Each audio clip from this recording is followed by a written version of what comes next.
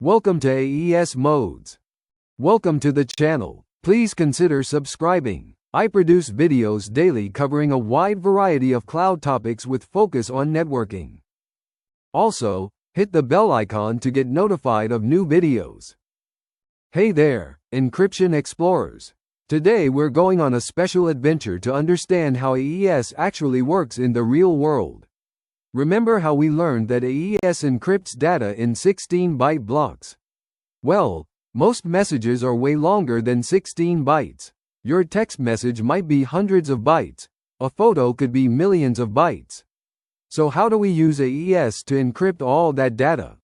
That's where modes of operation come in. Think of AES modes like different strategies for using the same basic tool. It's like having a hammer. You could use it to build a house, make a sculpture, or hang pictures.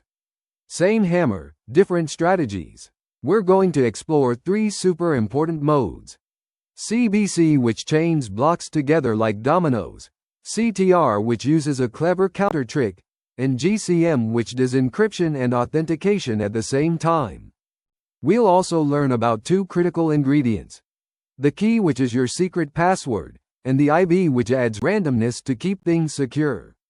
By the end, you'll understand exactly how your messages, photos, and secrets get encrypted in real-world apps. The key and IV, essential ingredients. Before we dive into the modes, we need to understand two very important ingredients that make AES work: the key and the IV. Let's start with the key. This is like your master password. It's a secret string of random numbers that controls how AES scrambles your data. We talked about keys before. They can be 128, 192, or 256 bits long. The key must be kept absolutely secret because anyone who has your key can decrypt your messages. Think of the key like the combination to a safe. If someone knows your combination, they can open your safe. Now let's talk about the IV, which stands for initialization vector. This is a fancy name for a random starting number. The IV is not secret. It's okay if people see it. But it must be random and different every time you encrypt something. Why do we need it? Imagine you encrypt the same message twice with the same key. Without an IV, you'd get the exact same encrypted output both times. That's bad because it gives hackers clues. The IV makes sure that even if you encrypt the same message twice, you get different encrypted results each time. It's like adding a random ingredient to your recipe each time you cook. Same recipe, but a slightly different result each time. The IV is usually the same size as one AES block, 16 bytes or 128 bits. For each new message you encrypt, you generate a fresh, random IV. You then send both the encrypted message and the IV to the receiver. They need the IV to decrypt your message, but since the IV is not secret, that's okay to send it openly. The block problem. Let's understand the fundamental problem that modes of operation solve. AES is a block cipher, which means it works on fixed-size chunks of data. Each chunk is exactly 16 bytes, 128 bits. If you want to encrypt the message hello, which is only 5 bytes, AES needs to add padding to make it 16 bytes. That's manageable, but what if you want to encrypt a whole book, which might be millions of bytes? You can't just throw millions of bytes at AES all at once. It only knows how to handle 16 bytes at a time. So we need to break our long message into many 16-byte blocks. Let's say you have a 64-byte message. That becomes 4 blocks of 16 bytes each. Now here's the question. Do we encrypt each block separately and independently, or do we connect them somehow? This is what different modes do differently. If we encrypt each block completely separately, that's called CBC Mode, and it has serious security problems. If you encrypt a photo using CBC, you can still see the outline of the image in the encrypted version because identical blocks encrypt to identical outputs. That's really bad. So smart cryptographers invented better modes that connect the blocks together in clever ways. CBC Mode chains blocks together so each one depends on the previous one. CTR mode uses a completely different approach with counters. And GCM mode combines encryption with authentication. Each mode solves the block problem differently, and each has its own strengths and use cases. CBC Mode. The Chain Gang. CBC stands for Cipher Block Chaining, and the name tells you exactly how it works. It creates a chain of blocks. Let me explain the beautiful simplicity of CBC. When you encrypt the first block, you first XOR it with the IV, that random starting number we talked about. Then you encrypt the result with AES. The output is your first encrypted block. Now, here's the clever part. When you encrypt the second block, you do not XOR it with the IV instead. You XOR it with the first encrypted block. Then you encrypt that with AES for the third block. You XOR it with the second encrypted block, then encrypt. You keep doing this, creating a chain where each block depends on all the blocks before it. It is like a chain of dominoes where each domino is touching the one before it. Why is this so clever? Because now, even if two blocks in your original message are identical, they will encrypt to completely different values, unless they are the first block. The encrypted output of each block depends not just on that block, but on every block that came before it. This creates what cryptographers call diffusion. Changes spread throughout the encrypted data. If you change one bit in the first block of your message, it affects that block's encryption, which affects the next block's encryption, which affects the next, and so on. The whole chain changes. CBC is one of the most widely used modes because it is secure, well understood, and relatively simple. It is used in file encryption, disk encryption, and many network protocols. CBC encryption step by step. Let's walk through CBC encryption with a real example so you can see exactly how each step works. Imagine we want to encrypt a message that's 48 bytes long. First, we break it into 3 blocks of 16 bytes each.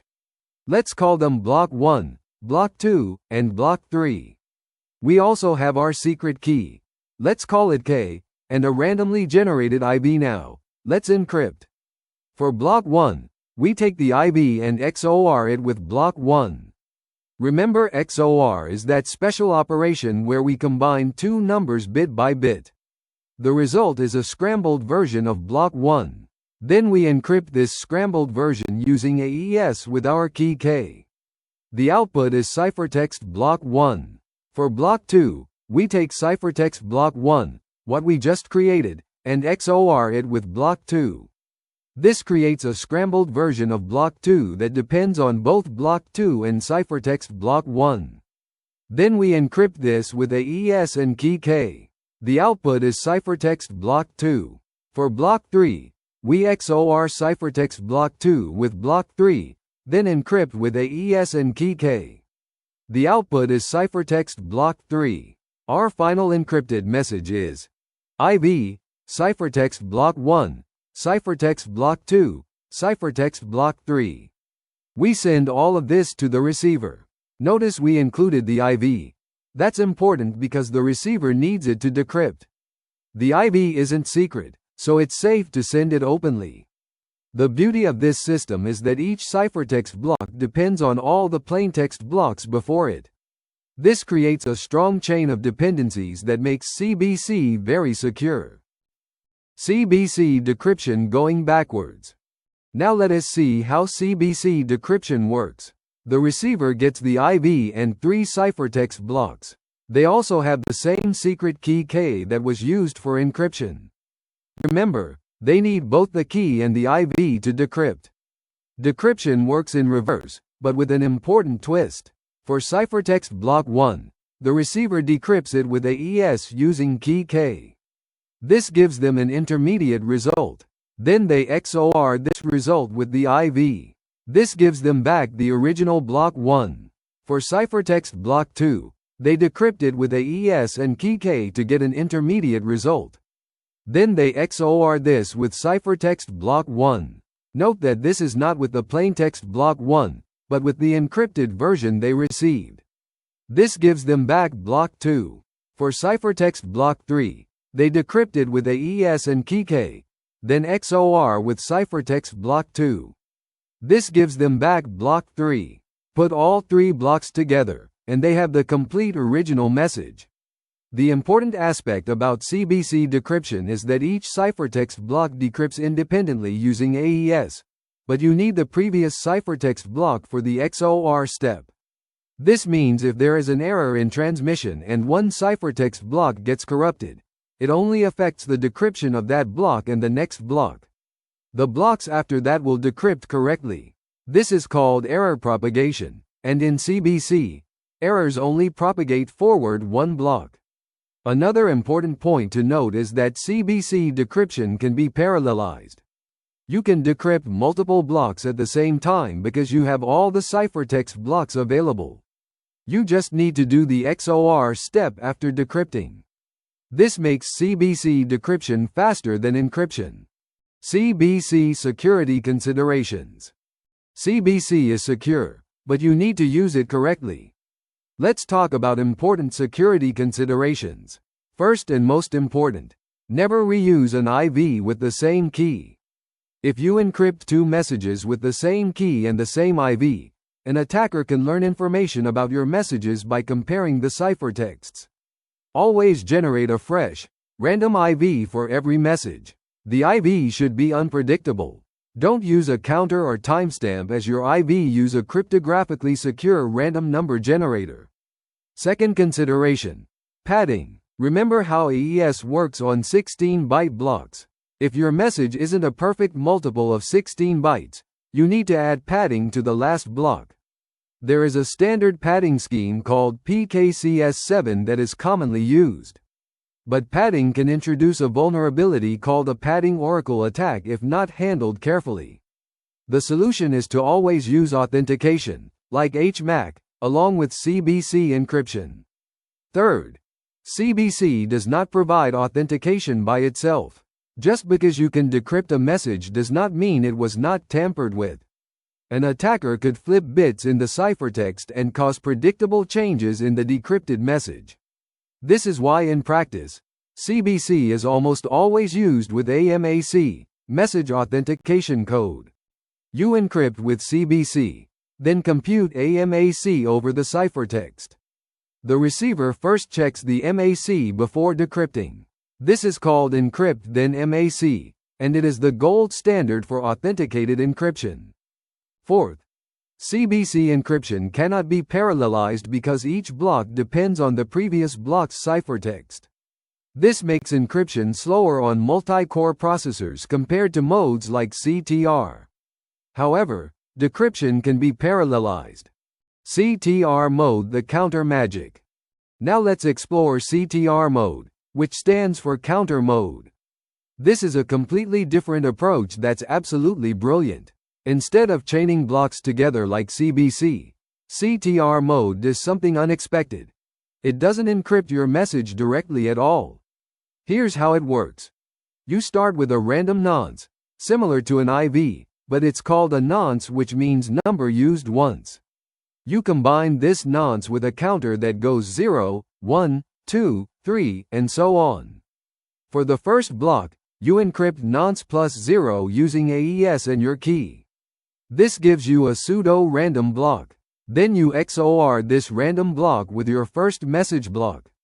The result is your first ciphertext block. For the second block, you encrypt nonce plus 1 with AES and key, getting another random block. XOR this with your second message block to get the second ciphertext block. You keep going. Nonce plus 2, nonce plus 3, and so on. Each time, you're encrypting the counter value, not your actual message. Your message is just XO read with these encrypted counter values. Why is this so cool? First, it's like a one-time pad. You're generating a stream of random-looking numbers and XO ring your message with them. Second, you can encrypt blocks in any order or even in parallel. Unlike CBC where you need the previous block's ciphertext, in CTR you can compute all the encrypted counter values simultaneously on different processor cores. This makes CTR super fast on modern computers. Third, encryption and decryption are exactly the same operation. To decrypt, You just generate the same encrypted counter values and XOR them with the ciphertext. No need for a separate decryption algorithm. CTR encryption step by step. Let's walk through a CTR encryption example in detail. Say we have a 48-byte message, 3 blocks, to encrypt. We have our secret key K and we generate a random nonce N. The nonce is typically 12 bytes, 96 bits, and the counter is 4 bytes, 32 bits, making a total of 16 bytes. Step 1, first block. We create the counter block, nonce plus counter 0. This becomes a 16-byte block, N repeated several times, followed by 0000. We encrypt this counter block with AES and key K. This gives us a pseudo-random block R1. We XOR R1 with our first message block M1. The result is our first ciphertext block C1. So, C1 equals M1 XOR R1. Step 2, second block. We increment the counter. Now we have nonce plus counter 1. N repeated several times, followed by 0001. We encrypt this with AES and key K to get R2. We XOR R2 with message block M2 to get ciphertext block C2. Step 3, third block. Counter becomes 2. Encrypt nonce and counter 2 with AES and key K to get R3. XOR R3 with M3 to get C3. Our final encrypted message is nonce, C1, C2, C3. We send this to the receiver. Notice we include the nonce, but not the encrypted counter values. The receiver will regenerate those. The beautiful thing is that all 3 counter encryptions can happen simultaneously. You don't need to wait for C1 before you can compute R2. You can encrypt the 3 counter blocks in parallel, then XOR them with your message blocks. This parallelization makes CTR mode extremely fast on modern processors with multiple cores. CTR decryption and properties. CTR decryption is very simple and symmetric. The receiver gets the nonce and the 3 ciphertext blocks C1, C2, and C3. They have the same secret key K to decrypt. They do exactly the same thing as encryption. They encrypt counter 0 with AES and key K to get R1. They XOR R1 with C1 to get M1. Since C1 was M1 XOR R1, when we XOR again with R1, we get M1 back. That is the magic of XOR. If you XOR something twice with the same value, you get back the original. They encrypt counter 1 to get R2, XOR with C2 to get M2. They encrypt counter 2 to get R3, XOR with C3 to get M3. Boom! The message is decrypted. And just like encryption, all these operations can happen in parallel. Let us talk about the key properties of CTR mode. Property 1. It is a stream cipher. Unlike CBC, which is a block cipher mode, CTR turns AES into a stream cipher. You generate a stream of pseudo-random bytes and XOR them with your message. Property 2. No padding is needed. If your message is 23 bytes, you just generate 23 bytes of keystream and XOR. You do not need to pad to a block boundary. Property 3. Random access. If you want to decrypt just the 5th block of a huge file, you can. Just compute the counter for block 5, encrypt it, and XOR with ciphertext block 5. You do not need to decrypt everything before it. Property 4. Encryption and decryption use the same operations. You only need the AES encryption algorithm, not decryption. This saves code space in embedded systems. Property 5. Extremely parallelizable. Both encryption and decryption can use all your processor cores effectively. CTR security considerations. CTR mode is secure and fast, but like CBC, you need to use it correctly. The most critical rule for CTR: never ever reuse a nonce with the same key. This is even more critical than with CBC. Here's why. If you encrypt 2 different messages with the same key and nonce, you generate the exact same keystream for both. Let's say message 1 gets XOR-ed with keystream K to produce ciphertext 1, and message 2 gets XOR-ed with the same keystream K to produce ciphertext 2. An attacker can XOR the two ciphertexts together, which eliminates the keystream and gives them M1 XOR M2. From this, they can often figure out both messages.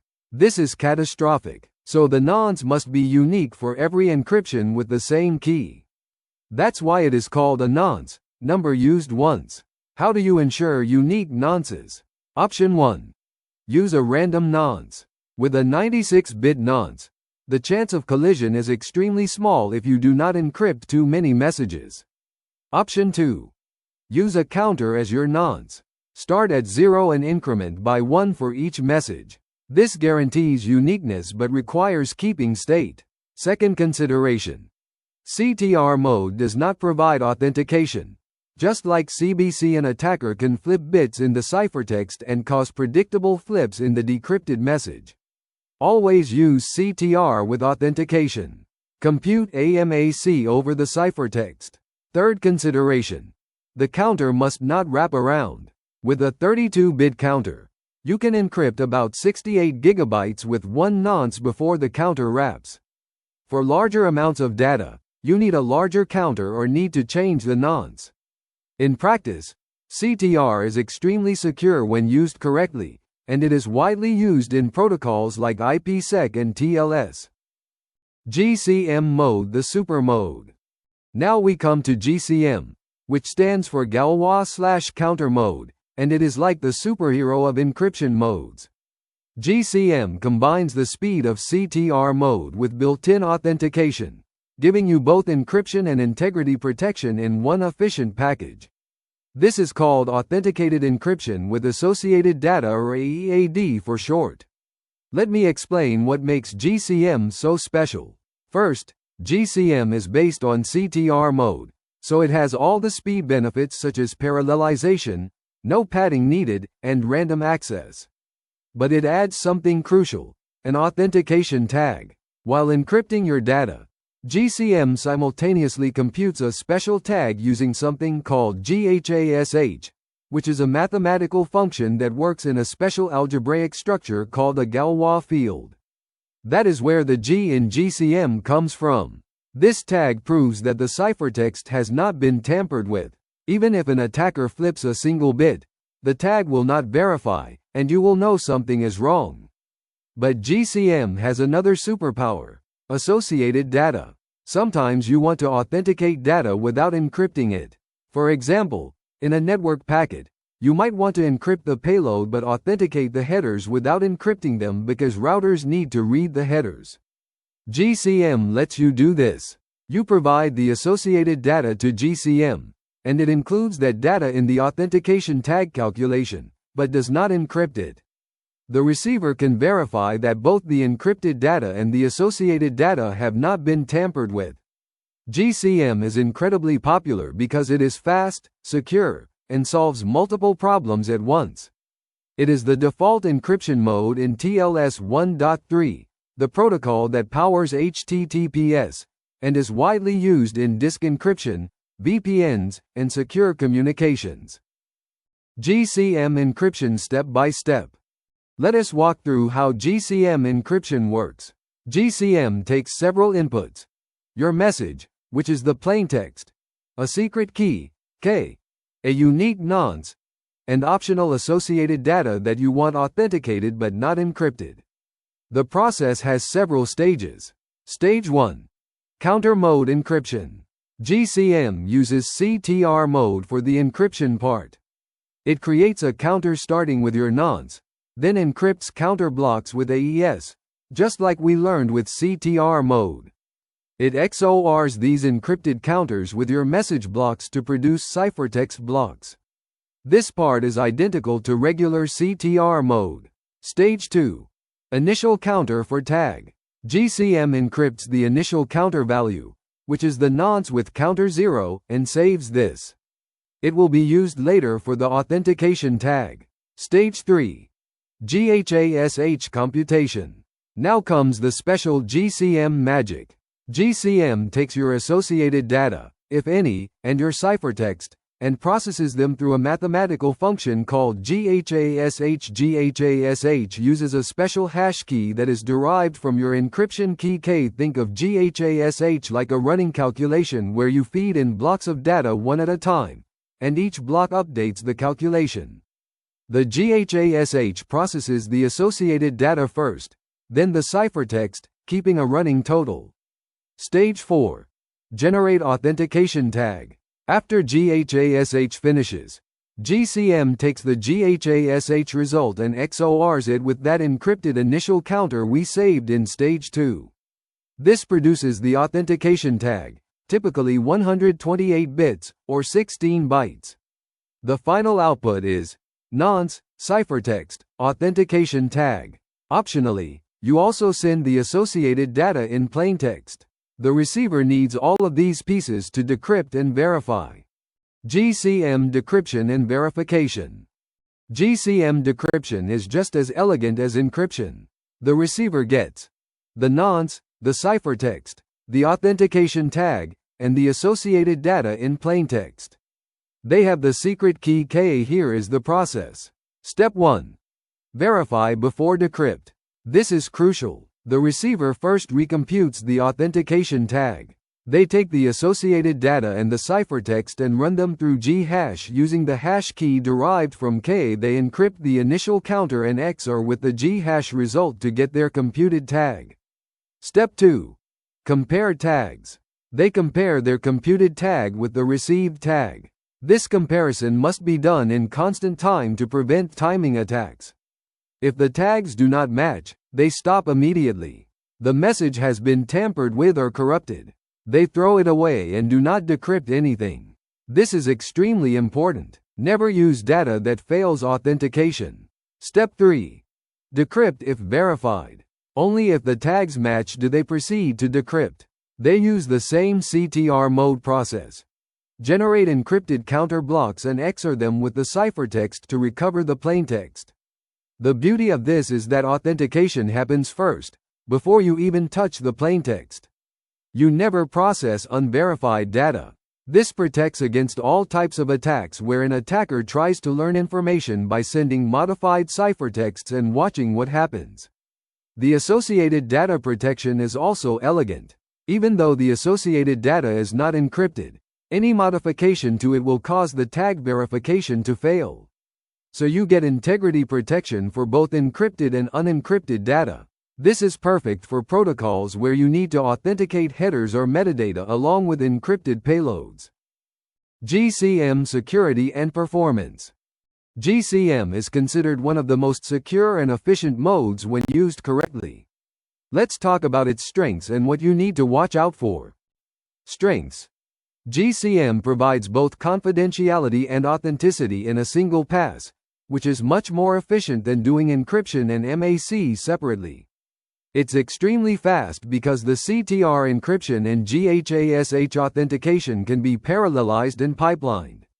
Modern processors have special instructions, like AES-NI and PCLMULQDQ, that make GCM blazingly fast. We're talking gigabytes per second. GCM protects against tampering, including bit flipping attacks that can fool encryption-only modes. The authentication tag ensures that any modification is detected. Critical security considerations. Like all counter-based modes, never reuse a nonce with the same key. Nonce reuse in GCM is catastrophic. It leaks the GHASH key, which allows an attacker to forge authentication tags. They could then create fake messages that pass verification. With a 96-bit nonce, the recommended size, you should generate random nonces for each encryption. You can safely encrypt about 2 to the 30-second messages before the risk of nonce collision becomes a concern. The authentication tag size matters. GCM supports tag sizes from 96 to 128 bits. Always use 128 bits for maximum security unless you have a specific reason not to.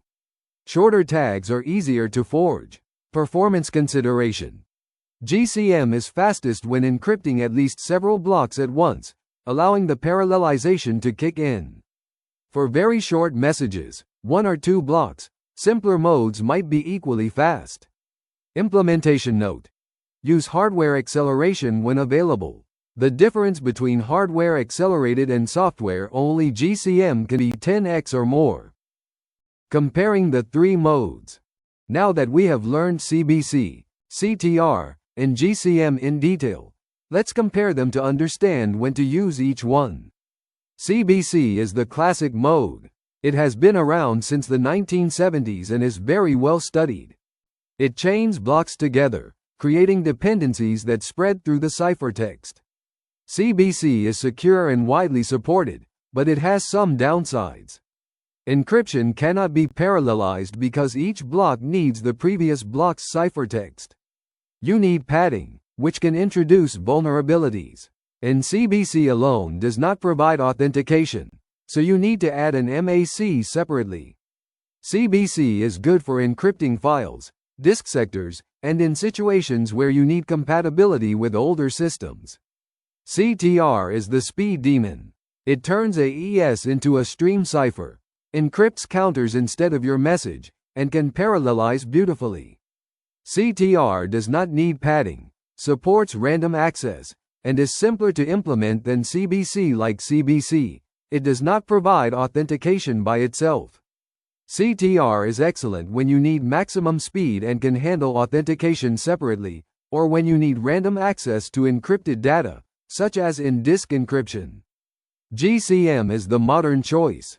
It combines CTR's speed with built-in authentication, protecting against both eavesdropping and tampering in one efficient operation. GCM supports associated data authentication, is extremely fast with hardware acceleration, and is the preferred mode for new applications. The only downsides are that it is more complex to implement correctly and is less forgiving of implementation errors, especially nonce reuse. GCM is the go-to choice for network protocols, secure communications, and any application where you need both encryption and authentication.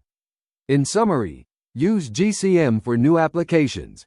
Use CTR when you need speed and handle authentication separately. And use CBC when you need compatibility with older systems or requirements. Real-world usage examples. Let's see how these modes are used in real applications you interact with every day. When you visit a secure website with HTTPS, your browser and the server use TLS, or Transport Layer Security, to encrypt the connection. Modern TLS 1.3 defaults to GCM mode. Specifically, it uses AES 128 GCM or AES 256 GCM.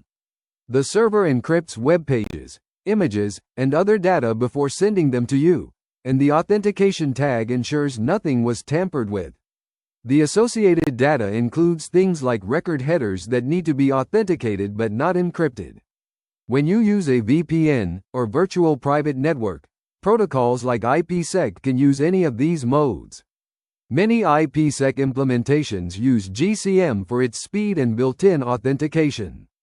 Some older VPNs use CBC with separate authentication. Your VPN is encrypting all your internet traffic in real time, so performance matters. When you encrypt your entire hard drive with tools like BitLocker on Windows or FileVault on Mac, they often use XTS mode, which we haven't covered, but some use CTR mode.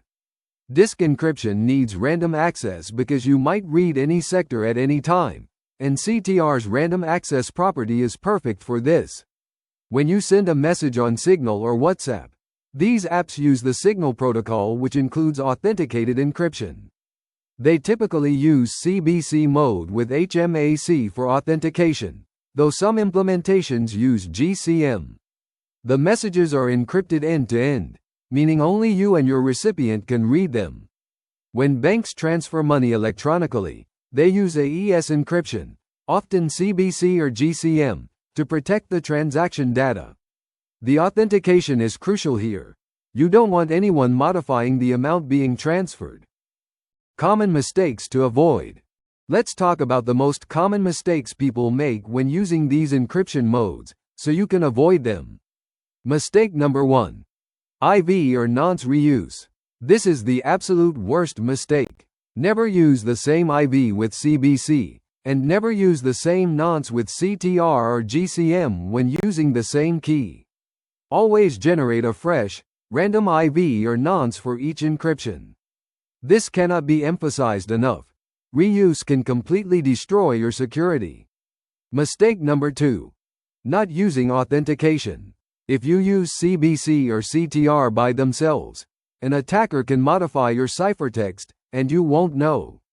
Always use AMAC like HMAC alongside CBC or CTR, or better yet, just use GCM, which has authentication built in. Mistake number 3. Improper padding handling. With CBC, you need to pad the last block, and you must handle padding errors carefully. Never reveal whether decryption failed due to bad padding or bad authentication. This can leak information to attackers. Mistake number 4. Using ECB mode for anything important. ECB encrypts each block independently, which leaks patterns in your data. There's almost never a good reason to use ECB in production systems. Mistake number 5. Not using constant time comparison for authentication tags. When comparing the computed tag with the received tag, you must do so in constant time. If your comparison exits early on the first mismatch, attackers can use timing measurements to forge tags. Mistake number 6. Implementing crypto yourself. This sounds harsh, but cryptography is hard to implement correctly. Use well-tested libraries like OpenSSL, Libsodium, or platform-provided crypto APIs. These libraries have been thoroughly reviewed and tested. Don't roll your own crypto. Best practices for using AES modes. Now let's talk about best practices for using AES modes correctly and securely. Best practice 1. Use GCM for new applications. Unless you have a specific reason not to, GCM should be your default choice. It's fast, secure, well-supported, and provides both encryption and authentication. It's what TLS 1.3 uses, and that's a strong endorsement. Best practice 2. Use a strong key derivation function. Your encryption key should be derived from a password or passphrase using a proper KDF like PBKDF2, bcrypt, or Argon2. Never use a password directly as an encryption key. Best practice 3. Generate cryptographically secure random I verses and nonces. Use your operating system's secure random number generator like /dev/u random on Linux or cryptgen random on Windows.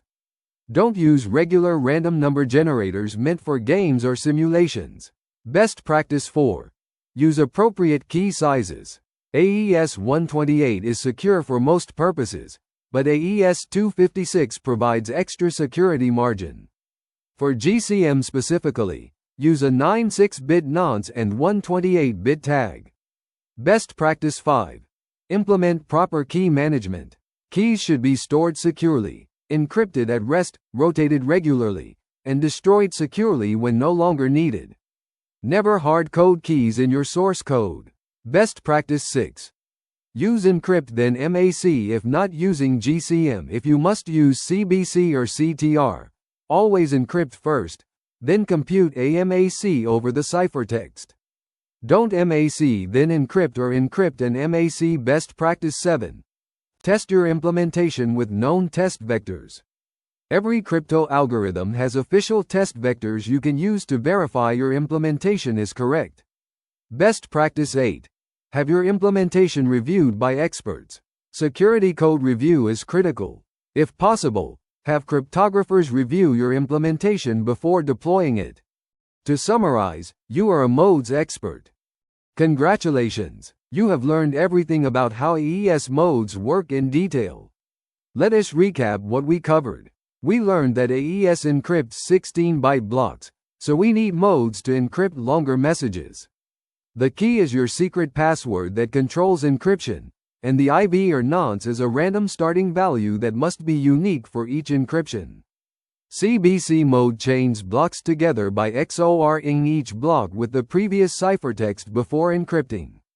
It is secure and widely used but cannot parallelize encryption. CTR Mode encrypts counter values and XORs them with your message, turning AES into a stream cipher. It is extremely fast, parallelizes perfectly, and supports random access.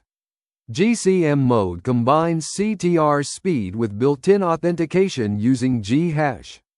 It protects against both eavesdropping and tampering, supports associated data, and is the modern gold standard for authenticated encryption. Key security rules.